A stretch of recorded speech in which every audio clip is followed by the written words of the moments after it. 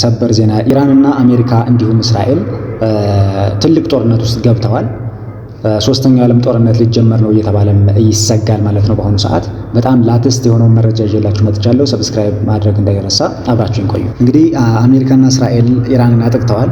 ይህም ያጠቁበት ምክንያት ኢራን በመካከለኛው ምስራቅ ያሉትን የአሜሪካን የጦር ቤዞች በመምታቷ ለዛ በቀል እንደሆነ እየተነገረ ይገኛል።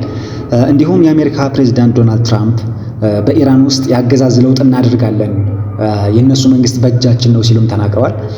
ይህንና መሰል ጉዳዮችን ይዤላችሁ ቀርቤያለሁ። አብራችሁን ቆዩ።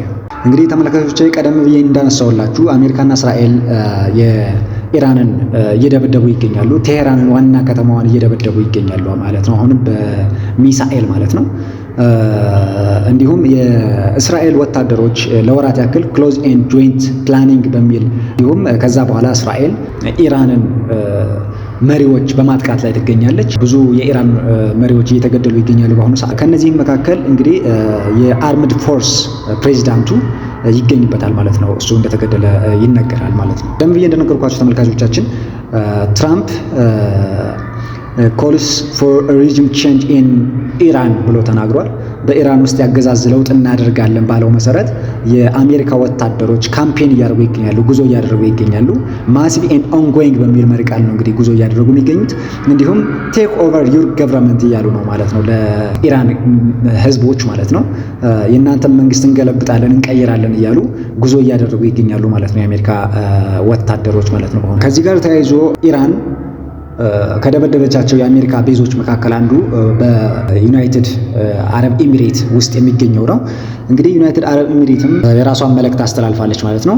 our part is to work together with the United States ብላ ተናግራለች ማለት ነው። እኛ ከአሜሪካ ጎን ነን ብላ ተናግራለች።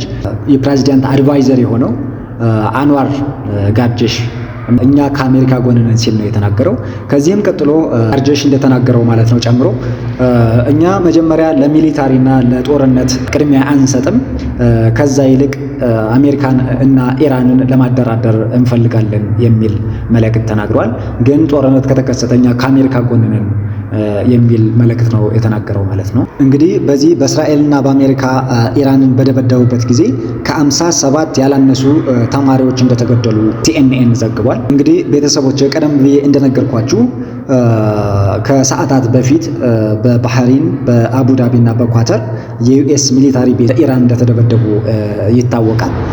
ለዛ ምላሽ እንዲሆን ወይም ደግሞ በቀል እንዲሆን በሚል ነው አሜሪካ ቴሄራንን ወይም ደግሞ የኢራን ዋና ከተማ እየደበደበች የምትገኘው ማለት ነው። ይህንንም ለማረጋገጥ እንግዲህ የኢራን ሚዲያዎች ከዶዘን በላይ የሚሆኑ ተማሪዎቻችን ተገለውብናል፣ ዩኤስ እና እስራኤል ባደረጉብን አታክ ትምህርት ቤት ውስጥ ተገለውብናል።